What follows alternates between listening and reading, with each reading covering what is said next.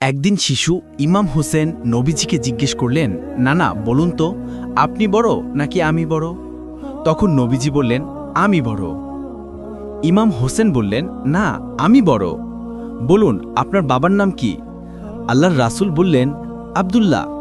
ইমাম হোসেন বললেন, এই তো আমার বাবার মতো বাবা কি আপনার আছে? আমার বাবা হলেন আসাদুল্লাহ, সমস্ত কাফেরদের জন্য সিংহপুরুষ। এদিকে নবীজি আশ্চর্য হয়ে ভাবছেন, বাচ্চা কয় কি? তখন আবার জিজ্ঞেস করলেন, বলুন আপনার মায়ের নাম কি? তিনি বললেন, আমেনা।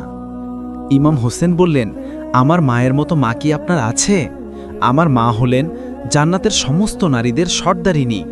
এবার জিজ্ঞেস করলেন, নানা বলুন তো, আপনার নানার নাম কি? তিনি বললেন, আব্দুল ওয়াহাব। ইমাম হোসেন বললেন, এবার মানুষদের জিজ্ঞেস করুন, আপনার নানাকে কয়জনে চিনে? আপনি আমার নানার মতো নানা কি পেয়েছেন? আমার নানা যাকে সৃষ্টি না করলে আল্লাহ কিছুই বানাতেন না।